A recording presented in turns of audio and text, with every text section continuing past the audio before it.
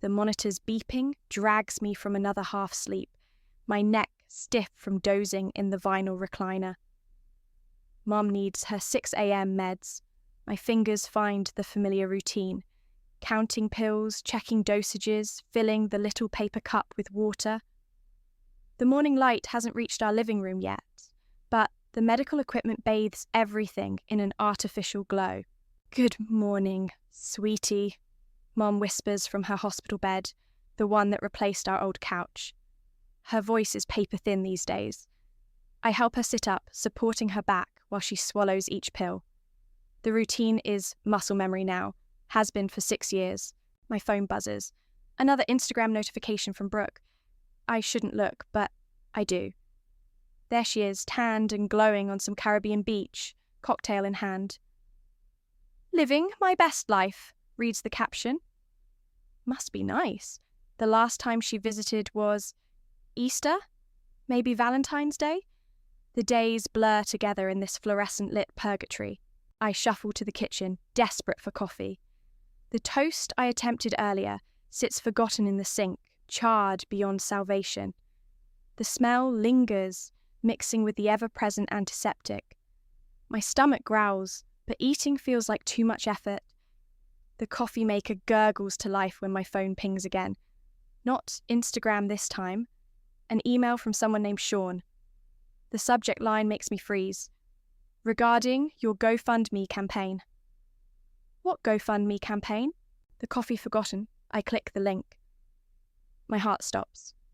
There's my face. A photo from last Christmas, the one where I actually bothered to put on makeup. But the words below it, they're all wrong. Stella's battle, help our heroic sister fight terminal cancer. The room spins. I grab the counter, reading through blurred vision. Stage 4 lymphoma. 6 months to live. Experimental treatment. Insurance won't cover it. Need $250,000. This can't be real, I mutter, but the page keeps scrolling. Hundreds of comments. Thousands of dollars already raised. People sharing their own cancer stories, calling me brave, promising prayers. My phone rings. Kayla, my cousin. "Hey, I just saw Brooke's post about the fundraiser. Why didn't you tell me things had gotten so bad? I had no idea you were sick." The coffee maker beeps insistently. The burnt toast smell suddenly makes my stomach lurch. "What post?" My voice sounds distant, hollow. "On Facebook. Brooke shared this whole thing about your diagnosis. Everyone's sharing it. She said you were too proud to ask for help yourself, so I have to go." I hang up, hand shaking. Another notification. Brooke just went live on Instagram talking about her brave sister's battle. The home monitor keeps beeping its steady rhythm while my world implodes. Mum calls from the living room. Probably needs help getting to the bathroom. I should move, should respond, but I'm frozen. My phone lights up again. A text from Yvonne, Brooke's best friend. "Just donated. Stay strong, warrior. Stella Strong is trending." The artificial hospital lighting suddenly feels too bright, too harsh. I've spent 6 years here, watching life happen through other people's social media posts. 6 years of changed bed sheets and medication schedules and midnight emergency room visits. 6 years of Brooke's perfect Instagram life, of "sorry, can't make it this weekend," of promises to help that never materialized. And now this. My phone won't stop buzzing. Notifications pile up. Messages, emails, tags. The GoFundMe total clicks higher every time I refresh. $15,000, $18,000, $20,000. Mum calls again, more urgent this time. "Stella, I need help." I should move. Should answer. Should do something about this rising tide of lies spreading across the internet with my face attached. But all I can do is stand here, coffee growing cold, burnt toast stinking up the kitchen, while my sister profits from the very martyrdom she left me to bear alone. The home monitor keeps beeping. Mom keeps calling. My phone keeps buzzing. And somewhere in the Caribbean, my sister is probably ordering another cocktail, planning how to spend money raised for a cancer I don't have. I slam my car door outside Brooke's pristine townhouse, gripping my phone with its endless notifications. The walk to her front door feels like marching to battle, each step on the perfect brick pathway, fueling my rage. Before I can knock, the door swings open. "There's my brave sister!" Brooke's voice drips honey, her perfectly manicured hand already reaching for a hug I dodge. "I was just about to go live again. The response has been amazing." The interior of her house is all white furniture and gleaming surfaces, nothing like our medical equipment cluttered home. She floats to her couch, already scrolling through her phone. The sickly sweet cloud of her perfume follows her, making my head spin. "Take it down." My voice shakes. "All of it. Now." She doesn't even look up. "Don't be dramatic. I'm helping you." Helping me? The words taste like acid. By telling the whole world I'm dying of cancer. "You're always complaining about money, about how hard it is with Mom." She waves her phone at me. "Look how much we've raised already. People want to help." People want to help because you're lying to them. I grab for her phone, but she yanks it away. The doorbell rings. Kayla bursts in, followed by Yvonne. "Great. The cavalry has arrived. Girls, what's going on?" Kayla steps between us, ever the peacemaker. "Stella, honey, we understand you're private about your illness." "What illness?" I laugh, and it sounds unhinged even to me. "I'm not sick. She made it all up." Silence falls. Brooke's perfectly lined eyes well with tears right on cue. "I was trying to help. You're drowning taking care of Mum alone, and you're too proud to ask for help. I thought if we had a safety net." "A safety net of fraud?" My voice rises. "You stole my photos, made up a fake cancer story, and you're collecting money from strangers." "Lower your voice," Yvonne hisses. "The neighbours will hear." "Good. Let them hear. Let them all know what she's doing." Kayla grabs my arm. "Stella, stop. Think about Mom. Think about the family. We can figure this out privately." "Privately?" I wrench away. "Like how Brooke privately told the internet I'm dying." Brooke stands, smoothing her designer dress.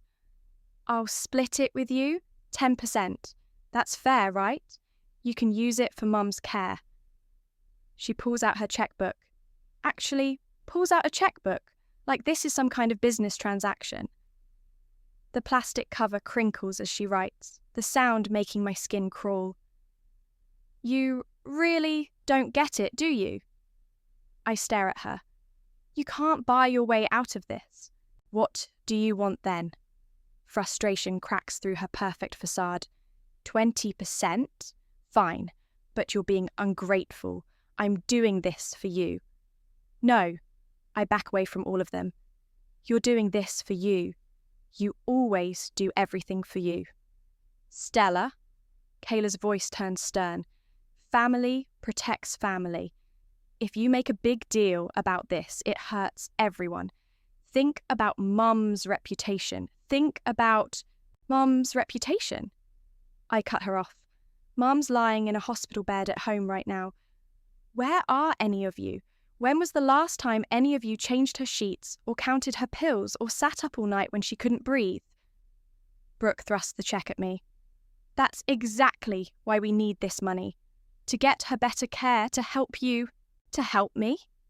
I snatch the check and rip it to shreds. The pieces flutter to her immaculate floor like confetti. "You want to help? Try showing up. Try being there. Try telling the truth for once in your life." "You're being hysterical," Yvonne says. "People are praying for you, donating their hard-earned money. You should be grateful." I look at their faces. Brooke's calculated tears, Kayla's disapproval, Yvonne's judgment. The perfume is suffocating now, coating my throat like poison. "Take it down," I say again, quieter this time. "Or I will." "You wouldn't dare." Brooke's mask slips just for a second. "You'll ruin everything." I turn and walk out, their protests following me down the perfect brick path. In my car, I can still smell Brooke's perfume on my clothes, can still feel the phantom crinkle of that check between my fingers.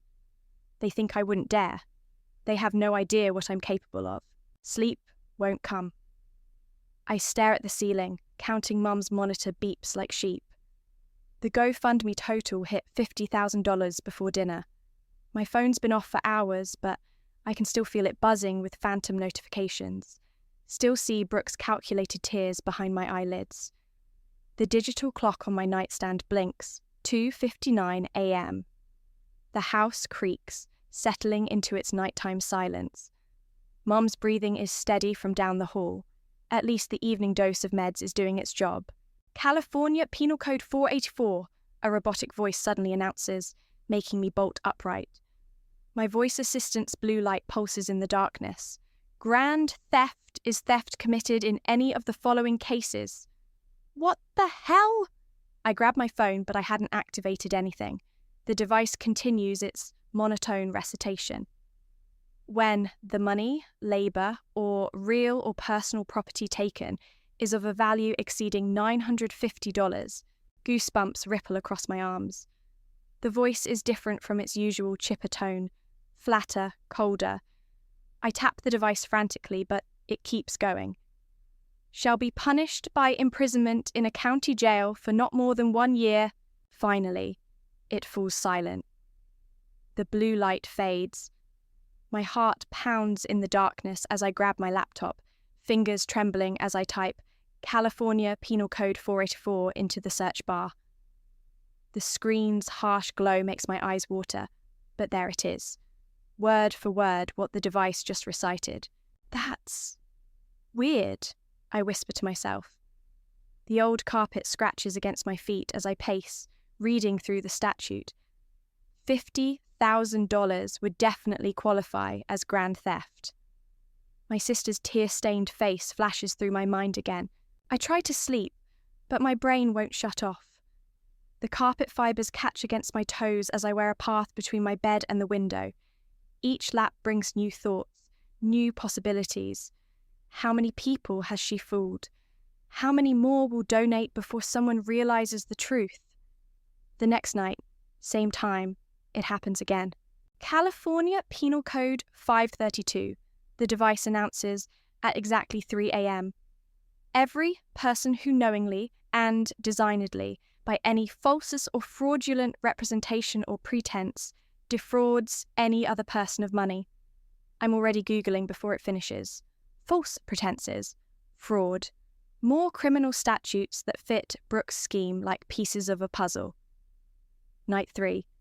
California Penal Code 530.5, identity theft. Night 4. Federal wire fraud statutes. Each night, the voice grows colder, more insistent. Each statute adds another layer to my understanding.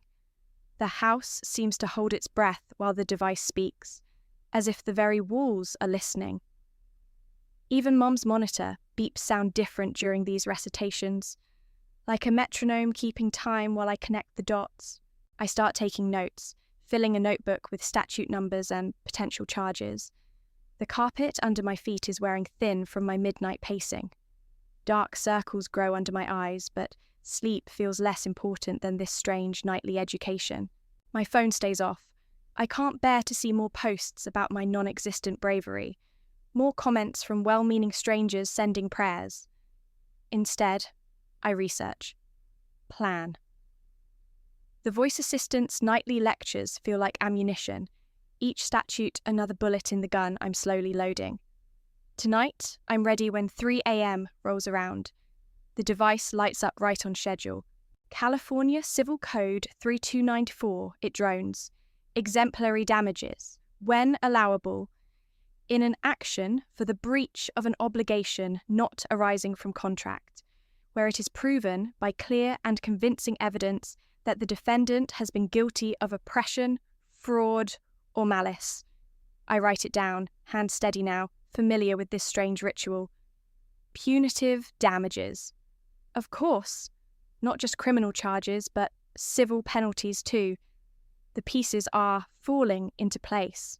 The voice falls silent, but I keep writing, kept company by Mum's monitor beeps and the scratch of carpet under my restless feet. Brooke thinks she's untouchable, protected by family loyalty and crocodile tears. She has no idea what's coming. My notebook is filling up. My mind is clearing. And every night at 3 a.m., my mysterious electronic accomplice feeds me exactly what I need to know. The house feels different during these sessions, charged, expectant, as if the very air is conspiring with me. Let them think I'm backing down. Let them think I've given up. I'm not sleeping anyway. Might as well put these haunted hours to good use. Brooke never changed her laptop password. Still, Princess B1995. Her ego always was her blind spot. The keys click softly under my fingers as I scroll through her email, each new discovery making my heart race faster. The printer whirs beside me, spitting out proof after damning proof. I found her spare key weeks ago, behind the fake rock in her garden. Now her pristine townhouse feels like a crime scene, and I am the detective. Bank statements showing transfers to offshore accounts. Email threads with Yvonne plotting the social media strategy for my fake illness. Text screenshots where they joke about how gullible people are. The printer, ink smell burns my nostrils as another page emerges. A draft of the GoFundMe story with Yvonne's editorial notes. Make it more tragic. Maybe add something about her being too proud to ask for help. My hands tremble as I sort the papers into folders. Red for financial documents, blue for social media posts, yellow for their private messages. They're evidence of their betrayal, colour-coded and catalogued. Well, Kayla's voice makes me jump. She's leaning against the doorframe, arms crossed. Breaking and entering now? I force myself to keep sorting papers, though my fingers leave smudged prints on the fresh toner. Spare key, not breaking anything. She walks over, heels clicking on the hardwood. You know, most people would be grateful. The fund's over $80,000 now. That's real money that could help with Mum. Blood money, I say, sliding another document into its folder. Built on lies. Oh, please. She picks up one of the papers, scanning it with raised eyebrows. You've been playing martyr for years. Poor Stella, sacrificing everything to care for Mum while Brooke lives her life. Maybe it's time someone else got to play hero. I snatch the paper back. Is that what you think this is? Some kind of role reversal? I think, she says, leaning close enough that I can smell her coffee breath, that you're jealous. Brooke found a way to help that actually works, and you can't stand that she's getting the credit instead of you. The printer beeps, out of paper. I reload it with shaking hands. You really believe that? I believe you need to stop whatever this is. She gestures at my organised piles of evidence. Before you hurt everyone who's trying to help you. Help me? I laugh, and it sounds hollow in the empty house. Where were you last month when Mom needed emergency surgery? Where was Brooke when I had to refinance my house to pay for the new hospital bed? Where was anyone's help then? She sighs, like I'm being difficult on purpose. That's exactly why we need this money. Stop fighting it. Take the win. The printer churns out another page, a screenshot of Brooke and Yvonne planning a celebration party for when the fund hits $100,000. My fingers leave grey smudges on the white paper as I file it away. You should go, I tell Kayla. I'm almost done here. You know she'll press charges for this little breaking and entering stunt. I close my laptop, start packing up the folders. No, she won't, because then she'd have to explain what I found. Kayla blocks my path to the door. Why can't you just play along? Be the brave sister fighting cancer. Let people help. Everyone wins. Everyone except the people being scammed. I shoulder past her. And me. watching my face being used to steal from kind strangers. Your choice, she calls after me, but don't come crying when this blows up in your face. I pause at the door, my arms full of evidence. It's going to blow up in someone's face, all right, just not mine. Outside, the afternoon sun feels too bright after hours in Brooke's dark home office. The folders feel heavy, like they're filled with more than just paper. Each one represents another nail in the coffin of my sister's perfect facade. My phone buzzes. Another notification about a donation to the fund. $500 from someone named Fiona, with the comment, "Stay strong. We're all praying for your recovery."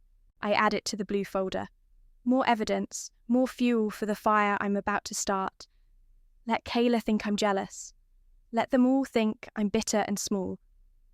The printer ink stains on my fingers look almost like bruises in the sunlight. Battle scars from a war they don't even know is coming.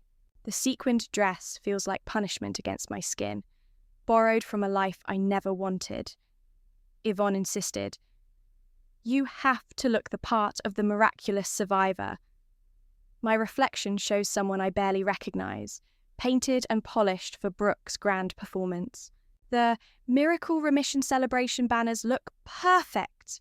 Brooke's voice carries from the living room of her townhouse. She's been floating around all morning, directing her army of helpers like a general before battle. The irony of celebrating my recovery from a disease I never had isn't lost on me. My phone vibrates. An email from Landon. Confirmed. Will arrive at 7 p.m. sharp. Equipment ready. 6 words that make my heart race. The journalist's brevity feels like a lifeline. "Stella!" Brooke appears in the doorway, radiant in designer white. Sean just texted. He's bringing a whole spread from the bakery. Remember how his cinnamon rolls were always Mum's favourite? The mention of Sean makes my stomach clench. His bakery was our childhood sanctuary. The smell of warm cinnamon and butter wrapping around every birthday, every celebration. Now he's donated thousands to my treatment. His genuine kindness twisted into Brooke's web of lies. Perfect, I manage, adjusting my dress. The sequins catch the light like scales. The house fills with decorations and catering staff. Everything smells wrong. Overripe fruit from elaborate centerpieces, too sweet frosting from the custom cake, Brooke's signature perfume mixing with fresh flowers. My nose craves the honest scent of hospital antiseptic. "The guest list is incredible," Yvonne gushes, checking her tablet. "So many donors wanted to meet you in person. Everyone's so inspired by your journey." My journey? Right. I force a smile, feeling the weight of the USB drive hidden in my clutch. Can't wait. Brooke's laugh tinkles through the house like breaking glass as more guests arrive. She's in her element, accepting hugs and congratulations for her brave sister's recovery. Each time someone mentions my miracle, the sequins scratch a little deeper. "You look pale," Kayla whispers, appearing at my elbow. "Try to seem more grateful." "I'm working on it." My fingers find the USB drive again, touching it like a talisman. The doorbell chimes. Sean enters, carrying boxes that release that familiar cinnamon perfume. His kind face breaks into a smile when he sees me, and guilt twists in my stomach. "Stella?" He sets down the boxes to hug me. "You look amazing. When Brooke told us about your diagnosis, I couldn't believe it. But look at you now." Behind him, Brooke beams, basking in her role as the devoted sister who orchestrated this miracle. Her laugh sounds like hard candy cracking between teeth. More donors arrive. Fiona, who sold her car to contribute. Marcus, who organised a fundraising run. Each genuine smile, each heartfelt congratulation feels like another sequin cutting into my skin. "Speech time soon," Brooke announces, champagne flute in hand. "Stella, darling, are you ready to share your story?" Oh, I'm ready, but not the story she's expecting. My phone buzzes again. Landon. In position. The house swells with voices. with expectations, with lies stretched so thin they're about to snap. Brooke works the room like a conductor, orchestrating her masterpiece of deception. She's even arranged for a local news crew to cover the inspiring story of community support. The USB drive feels hot against my palm. In 30 minutes, everything will change. The evidence I've gathered, the screenshots, the bank records, all of it will explode across the very social media platforms Brooke used to build this fantasy. "You're quiet," Yvonne observes, suspicious. "Everything okay?" I think of the voice assistant's nightly legal lessons, of Mum alone in her hospital bed while we play dress up here, of Sean's cinnamon rolls and Fiona's car and all the other gifts given in good faith. Just overwhelmed, I say, and at least that's not a lie. It's a lot to process. Brooke clinks her glass, gathering everyone's attention. If I could have everyone's eyes up here, it's time to hear from our miracle girl. The sequins itch like judgment against my skin as I move toward the makeshift stage. Landon catches my eye from his corner, camera ready. Brooke's laugh shatters against the windows like candy glass. Time to tell my story. The real one. The champagne bubbles tickle my nose, but I don't drink. Can't risk dulling my edge now. Around me, the party throbs with artificial joy, everyone riding the high of a miracle that never happened. The overhead lights catch on sequins, on wine glasses, on teeth bared in two wide smiles. "Another glass!" Yvonne appears at my elbow, lipstick slightly smeared from the cake she's been nibbling. "You should celebrate. This is all for you." I watch her fingers leave sticky frosting prints on the champagne flute she offers. "I'm good." "Don't be silly." She presses the glass into my hand. "You deserve this. The way you fought, how you never gave up hope." She dabs at her eyes, smudging her mascara. It's just so inspiring. The USB drive in my pocket feels like it's burning through the fabric.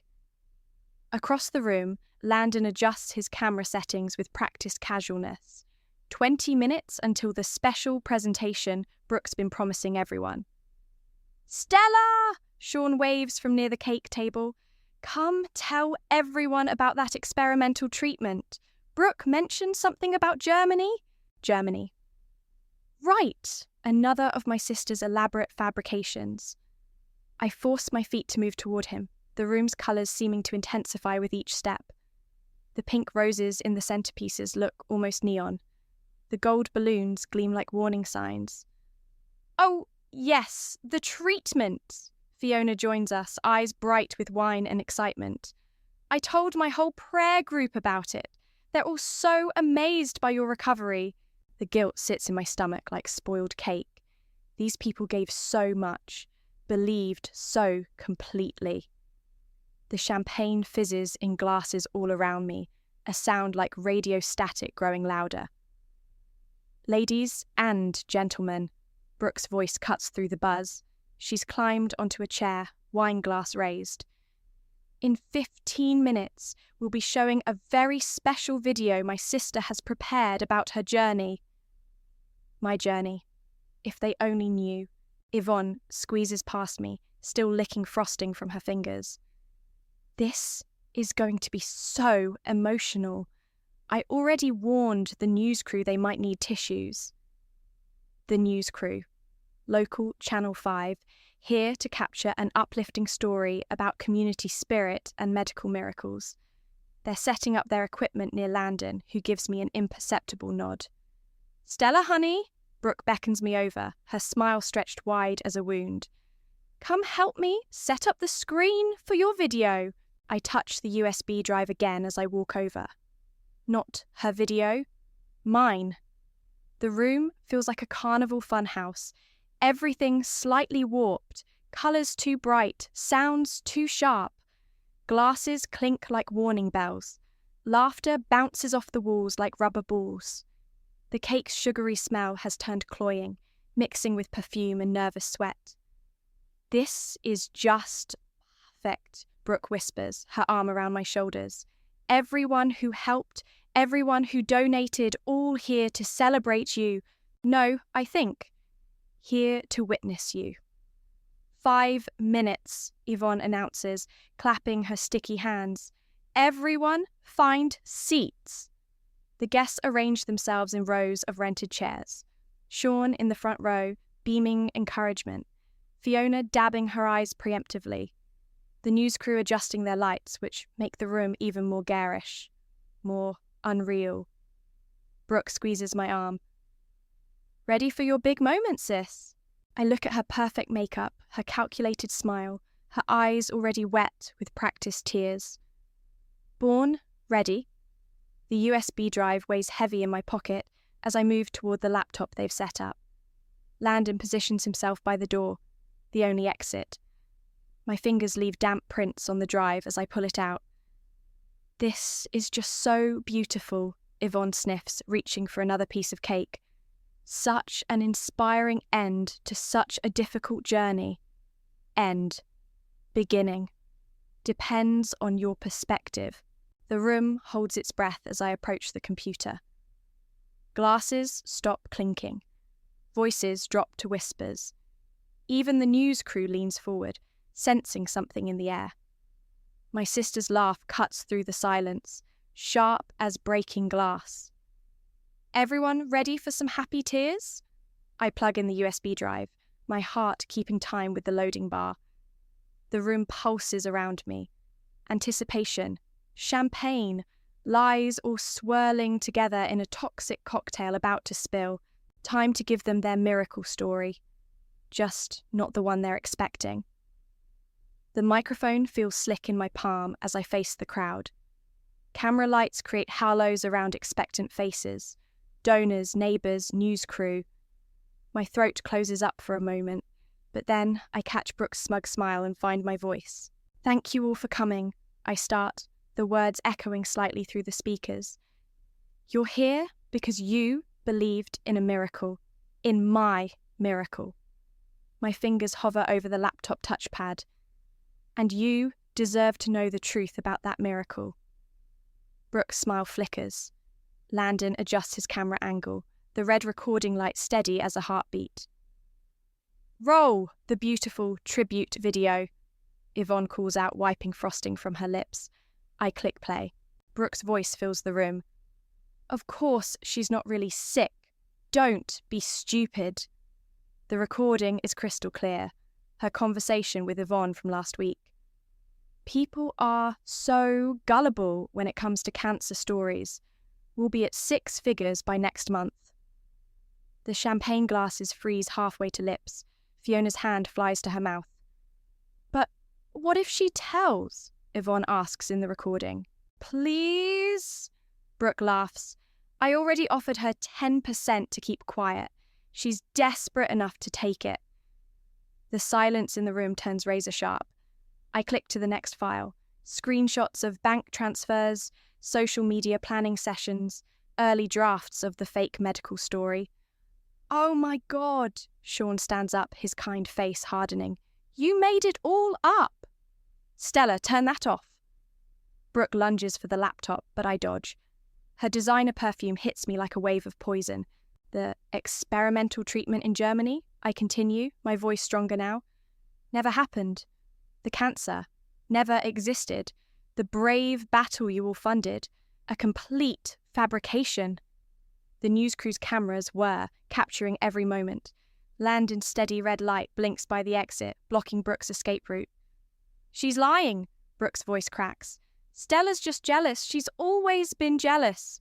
I play the next clip. Her conversation with Kayla about spending the donations on a new car, both of them laughing about how easy it was to fool everyone.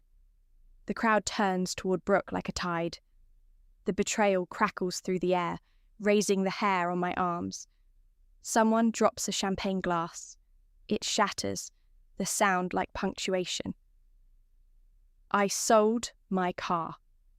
Fiona's voice breaks the silence. I sold my car to help pay for treatments that never existed. The fundraiser at my bakery, Sean says. All those people who donated. Each revelation lands like a physical blow. Brooke's perfect makeup can't hide her draining colour. Yvonne backs away from her, as if fraud might be contagious. Wait, Brooke tries again. I can explain. Explain what? I cut her off. How you stole my identity. How you fabricated medical records. How you defrauded hundreds of kind people. The journalist's camera catches everything. The dawning horror on donors' faces. The damning evidence on screen. Brooke's crumbling facade. A sob cuts through the chaos. Mum, I hadn't seen her arrive. Hadn't known Kayla would bring her. She's in her wheelchair by the door, oxygen tank hissing softly. My girls, she whispers, what have you done? Brooke runs to her. Mum, please. I was trying to help. By lying? Mum's voice is thin but clear. By stealing! The room holds its breath. Even the cameras seem to lean in. The total amount raised, I say into the microphone, was $127,840, all from people who thought they were helping a dying woman. I look directly into the news camera. I'm here to tell you that woman doesn't exist, but the fraud does. And so does the evidence. Landon steps forward, professional mask in place. Miss, would you be willing to make a formal statement about this systematic fraud for our viewers? No, Brooke screams. You can't. This is family business. Family, I laugh, and it tastes like freedom. Family doesn't steal from each other. Family doesn't lie and manipulate and profit from fake cancer. The police will be here soon. Landon's part of the plan included alerting them just before the reveal. The evidence is already uploaded to multiple servers.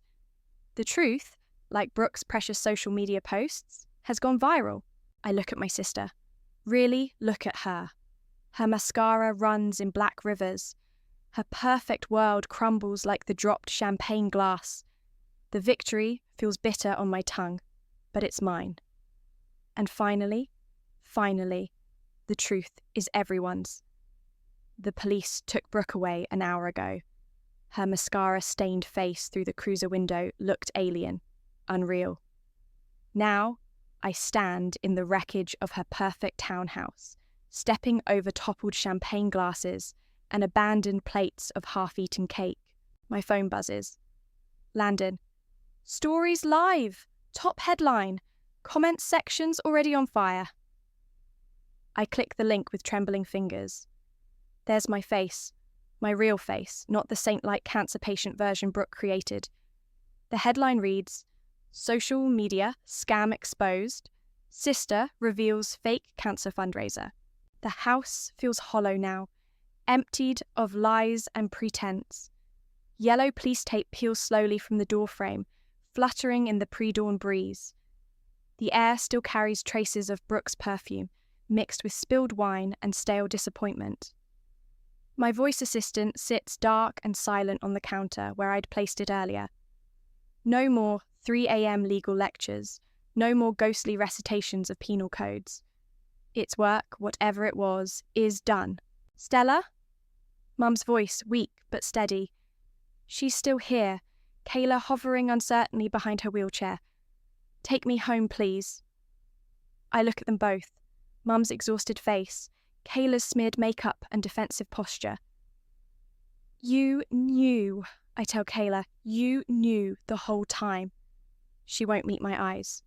I really thought the money could help. With Mum's care, with everything, save it. My fingers are sticky with dried champagne and tears I don't remember crying. I'll get Mum's oxygen tank. The drive home is silent except for the whisper of Mum's oxygen and the ping of incoming messages I ignore. Dawn breaks over the city, painting everything in cold, clear light. I should have seen it, Mum finally says as we help her into bed. Should have known what she was doing. Don't. The medical equipment beeps its familiar rhythm, grounding me in reality. This isn't on you. Kayla lingers in the doorway. The donors, will they press charges? Already are. I check Mum's IV line, adjust her pillows. Sean's leading the class action suit. Fiona's giving interviews. And you? Mum catches my hand. What happens to you now? What happens now? The martyr role I've worn for 6 years feels like that borrowed sequined dress. Uncomfortable, ill-fitting, discarded. Now I take care of you, I say, like always.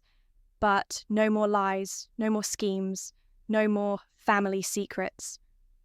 Kayla shifts uncomfortably. The money's gone, all of it. Brooke spent... I know. My phone buzzes again. More news alerts, more messages. That's not my problem anymore. The morning sun creeps through Mum's window, touching the medical equipment, the familiar walls, the life I chose instead of Brooke's social media fantasy. My phone shows dozens of missed calls from Yvonne, from other family members, from reporters. You should rest, I tell Mum, kissing her forehead. It's been a long night. In the kitchen, I finally look at the news coverage. Videos of the reveal are trending. Brooke's tearful arrest has gone viral. A different kind of social media fame than she wanted. Comments flood in. Support, outrage, people sharing stories of their real battles with cancer. The voice assistant stays silent. Its mysterious mission complete. I touch it once, wondering if it will speak again. But there's only the standard cheerful greeting. The nightly legal lectures feel like a fever dream now. Kayla appears in the doorway. I should go. Yes, I agree, you should. For what it's worth. She pauses. I'm sorry. The morning air bites at my skin as I walk her out. The neighbourhood is waking up. Newspaper deliveries, early joggers, regular life, continuing despite everything that's changed. Will you ever forgive her? Kayla asks before leaving. I think of Brooke's face in the police car, of Sean's betrayed expression, of Mom's quiet tears, of 6 years spending nights alone with beeping monitors while my sister built her empire of lies. No, I say simply. I won't. She nods, accepting this truth like bitter medicine. And me? Go home, Kayla. I watch her drive away, then turn back to my house. My real house, with its medical equipment and responsibility and truth. My phone buzzes with another message from Landon. You did good. Stories still spreading. The morning sun feels clean on my face. Let them call me bitter. Let them say I destroyed the family. I'm not the martyr anymore. That role belongs to them now, crucified on the cross of their own lies. I go inside to check on Mom. There's work to do, as always, but this time it's honest work.